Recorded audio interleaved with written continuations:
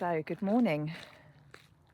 Just thought I'd jump on and give you an update what I've been up to this year. So, first part of the year, I've been really working on AI systems and tools. How do they work? What's their capabilities?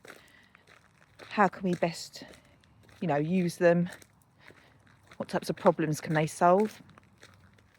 And so now we're in kind of phase 2, really, where I'm going to collaborate with one-person businesses or small businesses, or even people that work in big corporations, but they need a little bit of guidance, a little bit of a helping hand as to how to set up these systems. So I've got a few people now that I'm collaborating with, and we spend 30 minutes talking through their problems and their pinch points. And then I go away and I'm going to try and work out what's the best solution systems. And then we come back together and I train those people how to do it and implement it themselves, because it's no good them just having it done for them. It's better if you actually coach them and teach and train them into implementing these systems themselves so that they can duplicate that with other problems they might have. So that's where we're with Alexis AI. If you think that's something that you're interested in, obviously subscribe, add a comment in. What things do you think I could do to serve you? And just on my walk this morning, quickly drop the kids off. So that's where we're at the moment. Enjoy your day. So for all those solo traders or one person or small business owners, I had my first discovery meeting with a lovely client of mine and just thought I would discuss some of the key features of that discussion. So the first thing is obviously double checking your privacy and security settings and having a look at whether you want to toggle on or off to be within the training model. Now, the recommendation is if you're doing a business or you're doing some sort of, side hustle, etc., I would switch it off, because otherwise it's going to go into the training model. And obviously you can use AI to explain to you the pros and cons of both sides, and then you can make your own decision whether you want to be in it or not. The other thing we looked at is looking at her preferences.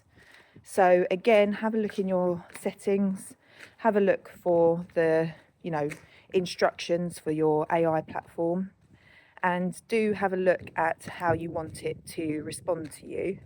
So it might be a case of, a lot of the times it's really positive. It says everything's really brilliant.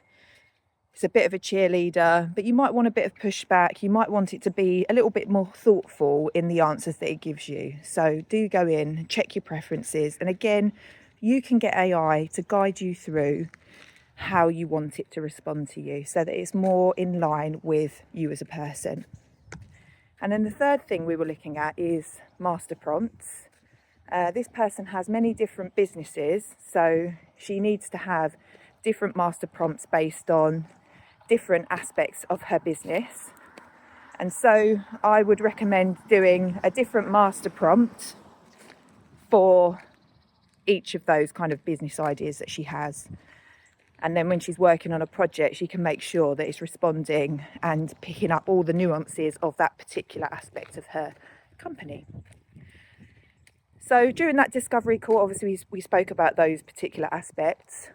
And then we are going to work on a particular project where she is doing an event which is abroad. She does them quite often, but obviously at the moment all of her admin is quite manual.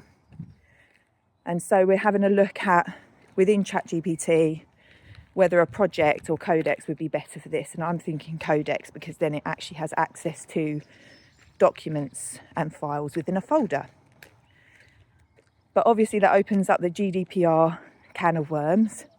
So we have been working through what is GDPR, make sure she adheres to all the policies, make sure she's all updated, etc. So that's the challenge going forward, is to try and build something that works, that automates a lot of the admin, because it is quite a lot: emails, payments, checking emails, making sure that they know what they need to bring, etc., etc. So, you know, collating a lot of data in terms of health. All these can be quite tricky. So that's where we are at the moment.